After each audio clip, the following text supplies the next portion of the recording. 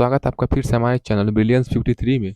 तो हमने इसके प्रीवियस लेक्चर नंबर 6 में प्रश्न नंबर 80 तक लघुत्तरी प्रश्नों का इस साइंस के सीरीज में हमने पढ़ा था थर्ड पेपर आपका जो भी सेकंड सेमेस्टर वाले हैं। तो सेकंड सेमेस्टर वाले प्रशिक्षुओं के साथ इस चैनल और क्लास को शेयर कर दीजिए और प्रथम सेमेस्टर वाले प्रशिक्षुओं को भी क्या करेंगे, सजेस्ट कर देंगे। मेरा चैनल प्रथम सेमेस्टर मैंने पूरा पढ़ा दिया है, प्रीवियस ईयर राजन सीरीज और लघुत्तरी अति लघुत्तरी प्रीवियस ईयर सब पढ़ा दिया है। तो चलिए टेलीग्राम से जुड़ जाइए, वीडियो को सब्सक्राइब कर दीजिए, पसंद आए तो लाइक करिए।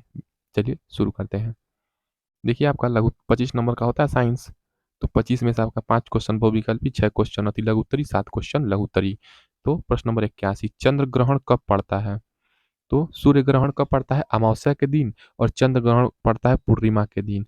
तो जब ये सन और पृथ्वी के बीच में क्या आता है, चंद्रमा आ जाता है, तो आपका पड़ता है सूर्य ग्रहण।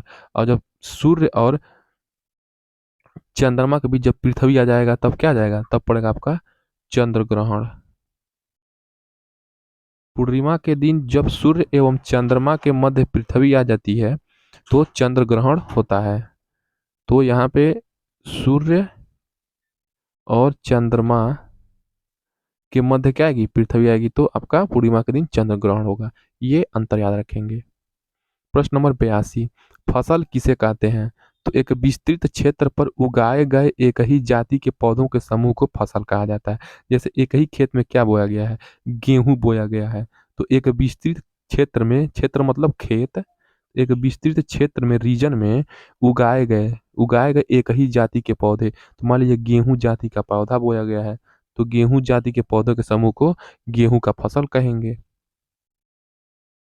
प्रश्न नंबर 83, प्रश्न नंबर 83 क्या है? देखिए आपके स्क्रीन के सामने प्रश्न नंबर 83। प्रश्न नंबर 83 है, फसल कितने प्रकार की होती है? तो फसल 3 प्रकार की होती है, खरीफ, रबी, जायद। तो फसल आपका खरीफ हो गया, रबी हो गया और जायद हो गया। 83 हो गया। नेक्स्ट प्रश्न देखिए, प्रश्न नंबर 84। प्रश्न नंबर 84 क्या है, सिंचाई की प्रमुख विधियां कौन सी हैं? तो सिंचाई की प्रमुख विधि में आपका हो जाएगा प्रवाह विधि, खेत को आप कैसे सींचते हैं, तो प्रवाह विधि यानी कि पानी बहता है, प्रवाह विधि। दूसरा क्यारी विधि, ये सब्जी वगैरह जब बोया जाता है, ठीक है, ये आलू, टमाटर, प्याज, तो ये क्यारी विधि से उसमें पानी चलाते हैं। कुंड विधि मतलब कुंड बना देते हैं, बीच में क्या करते हैं, कुंड मतलब गड्ढा बना देते हैं और उस गड्ढे से क्या करते हैं, पानी सींचते हैं। तो कुंड विधि हो गया, प्रवाह विधि, क्यारी विधि, कुंड विधि, वलय स्थिति, ठीक है, बार्ड विधि, ड्रिप विधि, ठीक है, ड्रिप मतलब डुबोना। तो विभिन्न प्रकार की ये क्या होती हैं, सिंचाई की विधियां होती हैं, प्रवाह विधि, क्यारी विधि, कुंड विधि, वलय वलय स्थिति, बार्ड विधि, ड्रिप विधि। याद रखेंगे, याद रखना पड़ेगा। प्रश्न नंबर 85।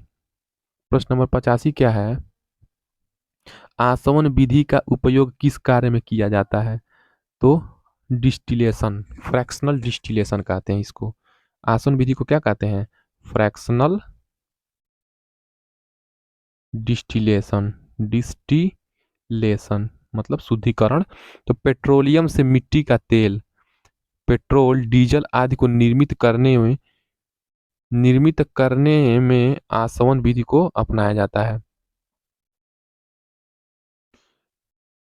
प्रभाजी आसवन विधि के माध्यम से ये एक होता है, इसमें पेट्रोल होता है कच्चा, यहाँ पे कुछ स्पेसिफिक, यहाँ पे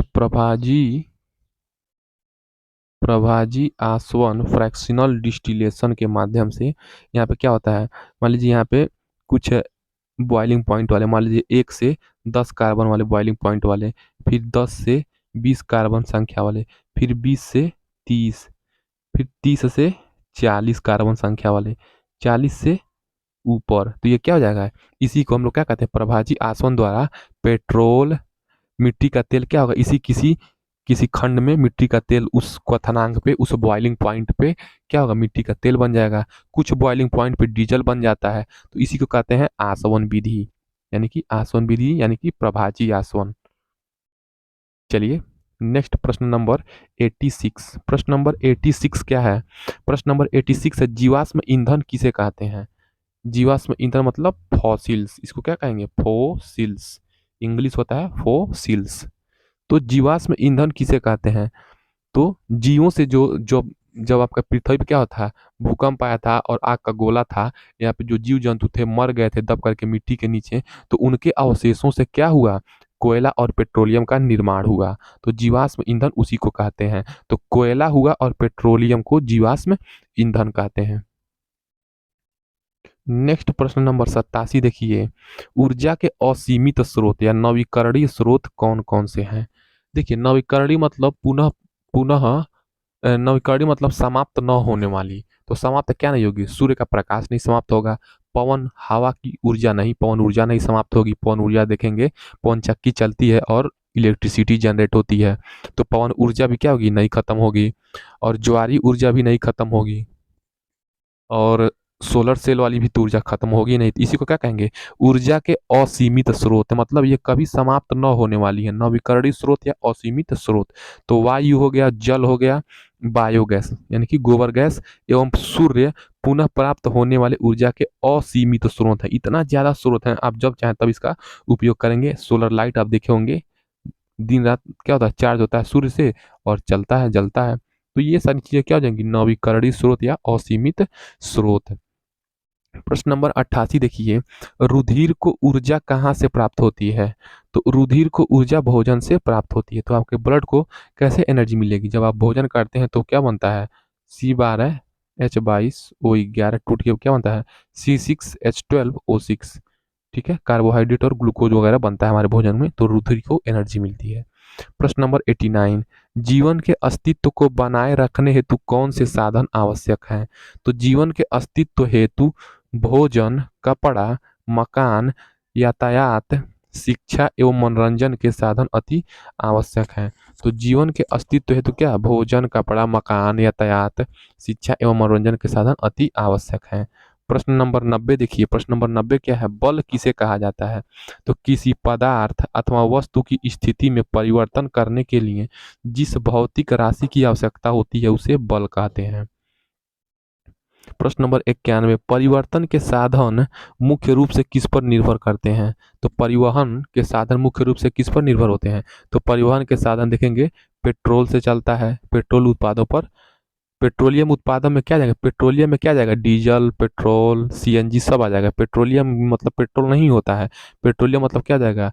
डीजल आ जाएगा, कोयला आ जाएगा, ठीक है, पेट्रोल आ जाएगा, मिट्टी का तेल आ जाएगा, ये सब क्या है? पेट्रोलियम आता है। तो पेट्रोलियम उत्पादों पर निर्भर करता है। प्रश्न नंबर 92 देखिए, विद्युत ऊर्जा का उपयोग कहाँ होता है? तो विद्युत ऊर्जा का उपयोग पंखा चलाने के लिए गर्मी में, मशीनों को चलाया जाता है, धनकुट्टी मशीन हो गया या कूटने पीसने वाला मशीन हो गया, मोटर हो गया विद्युत, ठीक है, फ्रिज को चलाया जाता है, टीवी को, कूलर को आदि चलाने में किया जाता है। ये विद्युत ऊर्जा का उपयोग किया जाता है। प्रश्न नंबर 93, प्रश्न नंबर 93 क्या है? बायोगैस से क्या आशय है? तो गोबर गैस प्लांट से उत्पन्न गैस बायोगैस कहलाती है। तो बायोगैस से आप क्या समझते हैं?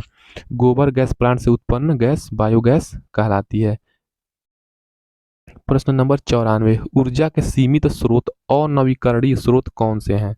यानी कि जो कभी समाप्त हो सकते हैं। तो ऊर्जा के ऐसे स्रोत जिन्हें पुनः प्राप्त नहीं किया जा सकता है, जैसे पत्थर का कोयला एवं पेट्रोलियम उत्पाद ऊर्जा के सीमित स्रोत कहलाते हैं।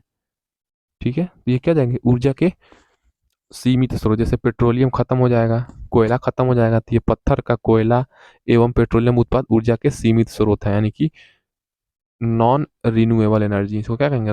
नॉन रिन्यूएबल एनर्जी कहते हैं। नेक्स्ट प्रश्न नंबर 95 देखिए, प्रश्न नंबर 95 क्या है आपके स्क्रीन के सामने?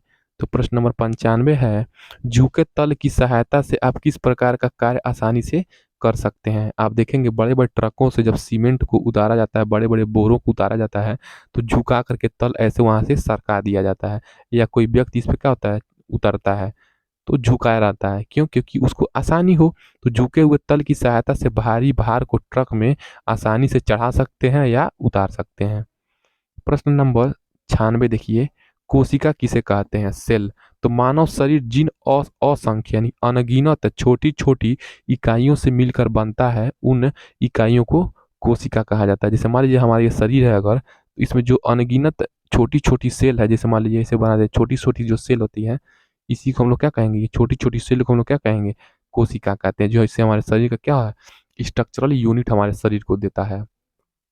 प्रश्न नंबर 97 देखिए, केंद्रक क्या है? तो केंद्रक कोशिका का सबसे महत्वपूर्ण अंग है। जिस प्रकार आपका परमाणु में क्या होता है, नाभिक होता है, यहाँ पे क्या होता है, परमाणु में आपका क्या होता है, न्यूक्लियस होता है, नाभिक होता है, उसी प्रकार जो जीव जंतु हैं उनमें क्या होता है, केंद्रक होता है कोशिका के अंदर। यह कोशिका के बीच में स्थित होता है और कोशिका का रस ही सघन पिंड है। और मान लीजिए अगर ये सेल है, ये हमारा सेल है, इसमें क्या हो जाएगा, केंद्रक होगा बीच में, यहीं पे कहीं पे क्या होगा, केंद्रक होगा। ठीक है, तो इस केंद्रक में क्या, और इस केंद्रक के और कोशिका के बीच में, कोशिका भित्ति के बीच में क्या होगा, कोई मान लीजिए लिक्विड भरा रहेगा। ठीक है, तो कोई लिक्विड भरा रहेगा तो सघन पिंड बन जाएगा। यह अधिक गहरे रंग का होता है, अतः इसको कोशिका में आसानी से पहचाना जा सकता है। तो जो जो आपका केंद्रक होता है क्या होता है, बहुत गहरे रंग का होता है। जो एक केंद्रक होता है आपका, बहुत गहरे रंग का होता है। देखिए पहचान में आ जा रहा है कि नहीं आ जा रहा है, तो पहचान में आ जाता है। केंद्रक ही कोशिका का जीवन है। केंद्रक नहीं रहेगा तो कोशिका मर जाएगी, तो इसीलिए क्या हो जाएगा, केंद्रक रहता है, सेंटर इसका रहता रहता है। नेक्स्ट प्रश्न देखिए 98। प्रश्न नंबर 98 क्या है, केंद्रक जीव द्रव्य क्या है? तो केंद्रक जीव द्रव्य, तो देखिए कोशिका के बीच में, ये हमारा देखिए कोशिका है, इस कोशिका के बीच में केंद्रक है, और इस केंद्रक के बीच में क्या होगा, कुछ जीव द्रव्य भरा होगा। तो केंद्रक के अंदर, तो इस ये केंद्रक है, इस केंद्रक के अंदर क्या होगा, मान लीजिए कोई गाढ़ा द्रव भरा होगा ऐसे, इस केंद्रक के अंदर क्या होगा, जो गाढ़ा द्रव भरा होगा, वो गाढ़ा द्रव क्या होगा, तरल होगा। तरल मतलब लिक्विड फॉर्म में होगा, और चिपचिपा होगा। क्या होगा, चिपचिपा होगा। तो इसी को क्या कहेंगे, केंद्रक जीव द्रव्य। नेक्स्ट प्रश्न देखिए, प्रश्न नंबर 99। कोशिका के प्रमुख कितने अंग होते हैं? तो बताइए कोशिका के कितने प्रमुख अंग होते हैं? तो कोशिका के प्रमुख 3 अंग होते हैं। कैसे, मान लीजिए अगर ये कोशिका है आपका, तो कोशिका के कितने अंग हो जाएंगे, 3 अंग हो जाएंगे। क्या हो जाएंगे,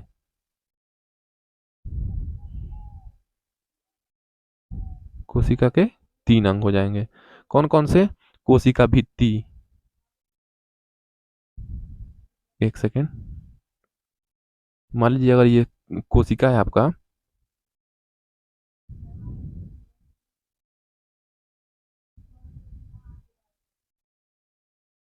देखिए कोशिका के प्रमुख 3 अंग होते हैं, कोशिका भित्ति।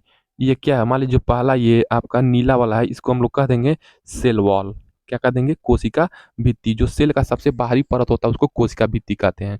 कोशिका द्रव्य क्या कह देंगे, जो इसके अंदर ये जो ये जो केंद्रक है, ये जो बैगनी वाला गोला देख रहे हैं, इसको केंद्रक कहेंगे। तो ये केंद्रक, ये जो सेंटर, ये क्या है, केंद्रक। केंद्रक, तो इस केंद्रक और सेलवाल के बीच में जो ये आपका कोई द्रव भरा रहेगा, मान लीजिए ये पीला पीला द्रव भरा है इसमें, ये जो पीला पीला जो द्रव भर रहे हैं, इसी को हम लोग क्या कहेंगे, कोशिका द्रव्य कहेंगे। तो कोशिका के कितने अंग हो गए, तो पहले आपने पढ़ लिया कोशिका भित्ति, और जब कोशिका भित्ति आपने पढ़ लिया, तो ये जो पीला पीला है इसको हम लोग क्या कहेंगे, कोशिका द्रव्य कहेंगे। क्या कहेंगे, कोशिका द्रव्य कहेंगे। और ये आपका जो बीच वाला, इसको हम लोग क्या कहेंगे, केंद्रक कहेंगे। तो यही है आपका कोशिका के प्रमुख अंग। नेक्स्ट प्रश्न देखिए, प्रश्न नंबर 100।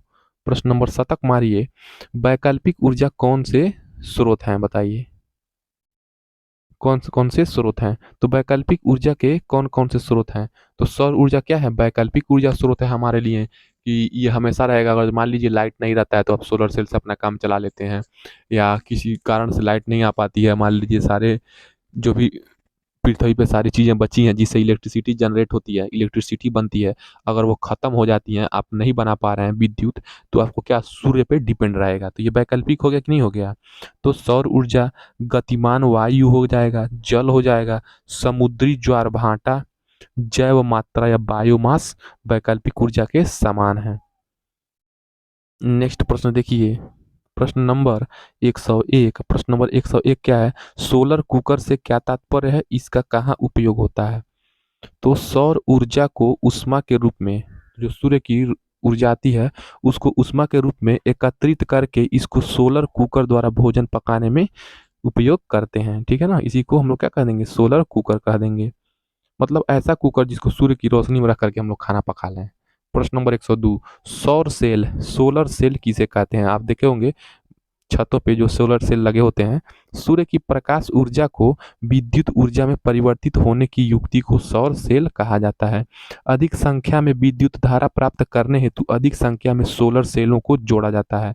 आप देखेंगे छतों पे क्या लगा रहता है, ऐसे आयताकार भाग में क्या लगा रहता है, ये आपका सौर सेल लगा रहता है। तो इन्हीं इन्हीं सौर ऊर्जा सेलों में ये देखिए जो छोटे छोटे जो खंड देख रहे हैं आप, इन्हीं खंडों को हम लोग क्या करते हैं, सोलर सेल कहते हैं। जैसे आपका बैटरी में सेल लगता है, उसी प्रकार इसको सोलर सेल कहते हैं। छोटे छोटे सोलर सेलों से मिल करके क्या पूरा बड़ा पैनल बनता है। इसमें सोलर सेल ऐसे ऐसे जुड़े रहते हैं बहुत प्रकार के, और यही जब जुड़ करके यहाँ पे तार जोड़ दिया जाता है, और ये तार जा करके क्या करता है, बल्ब को ऐसे जला देता है। ठीक है ना, जिसे सोलर पैनल कहते हैं। प्रश्न नंबर 103, 103 क्या है, हैंडपंप किस उत्तोलक का उदाहरण है? तो हैंडपंप आपका प्रथम उत्तोलक का उदाहरण है, जिसमें क्या होता है, प्रथम उत्तोलक में आलंब बीच में होता है। प्रश्न नंबर 104, प्रश्न नंबर 104 क्या है, प्रथम द्वितीय एवं तृतीय उत्तोलकों का एक एक उदाहरण बताओ। तो प्रथम प्रकार के उत्तोलक क्या जाएगा, हैंडपंप हो जाएगा। द्वितीय उत्तोलक क्या जाएगा, पहिए वाली ट्राली हो जाएगी। ठीक है, प्रथम प्रकार के उत्तोलक हैंडपंप, द्वितीय प्रकार के उत्तोलक पहिए वाली ट्राली, तृतीय प्रकार के उत्तोलक चिमटी। तो याद रखेंगे, हैंडपंप, ट्राली, चिमटी, हैंडपंप, ट्राली, चिमटी।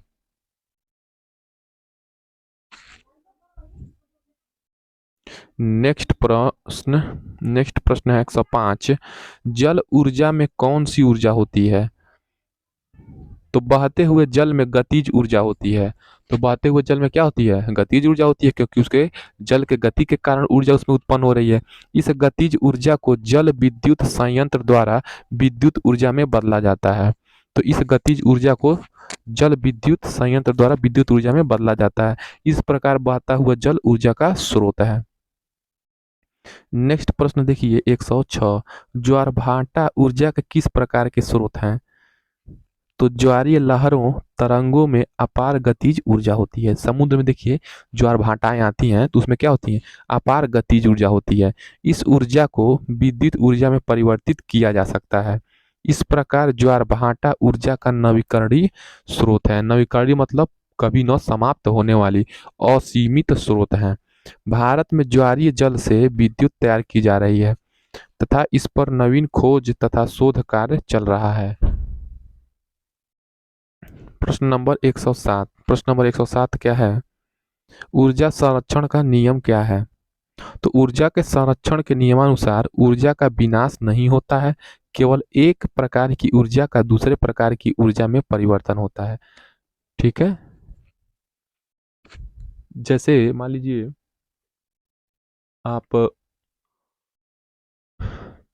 सोलर सेल हो गया ना, सोलर सेल से क्या करते हैं, सूर्य का ऊर्जा लेते हैं और उसे उसे क्या करते हैं, उस ऊर्जा को परिवर्तित करते हैं किस में, विद्युत ऊर्जा में। तो विद्युत ऊर्जा हो जाती है, और उस विद्युत ऊर्जा से आपके घर में क्या होती है, उसमें ऊर्जा भी उत्पन्न होती है। ठीक है ना, बल्ब के जलने से।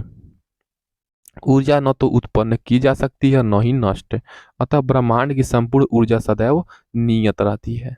कहने का मतलब ये है। नेक्स्ट प्रश्न देखिए 108, प्रश्न नंबर 108 क्या है, सरल मशीन किसे कहते हैं?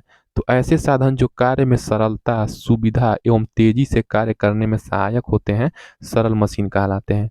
तो सरल मशीन क्या होते हैं, जो कार्य को सरलता से कर दें, सुविधा से कर दें हमारे लिए, और जल्दी से कर दें, ये हमारे लिए क्या हो जाते हैं, ये सरल मशीन हो जाते हैं। 109वां प्रश्न है, सरल मशीन का एक उदाहरण प्रस्तुत कीजिए। तो सरल मशीन का एक उदाहरण चाबी हो गया। प्रश्न नंबर 110, उत्तक कितने प्रकार के होते हैं? तो उत्तक निम्न प्रकार के होते हैं। टीसीयू, टीसीयू किससे बनता है, तो सेल से बनता है। जब ज्यादा सेल को मिला लेंगे तो टीसीयू बन जाता है। उपकला उत्तक, संयोजी उत्तक, संवहन उत्तक, पेशीय उत्तक, तंत्रिका उत्तक। ठीक है, उपकला उत्तक याद रखेंगे, संयोजी उत्तक, संवहन उत्तक, पेशीय उत्तक, तंत्रिका उत्तक। चलिए नेक्स्ट प्रश्न हम लोग नेक्स्ट वीडियो से पढ़ते हैं, तब तक हमारे चैनल को सब्सक्राइब कर दीजिए। सेकंड सेमेस्टर परिचितियों के साथ हमारे चैनल को शेयर करना ना भूलें। और जो भी सेकंड सेमेस्टर वाले हैं वो क्या करेंगे, टेलीग्राम से जुड़ के वहाँ से आप लोग पीडीएफ डाउनलोड कर लेंगे। टेलीग्राम से आप लोग जरूर जुड़ जाइए। वीडियो को आप लाइक करिए ना करिए, बस शेयर कर दीजिए। जो सेकंड सेमेस्टर वाले हैं बैच नहीं ले पाते हैं, जो आर्थिक रूप से कमजोर हैं, उन्हें भी क्या है पढ़ सके और शिक्षा के क्षेत्र में आप भी अपना थोड़ा सा सहयोग कर देंगे। चलिए मिलते हैं नेक्स्ट वीडियो में। जय हिंद।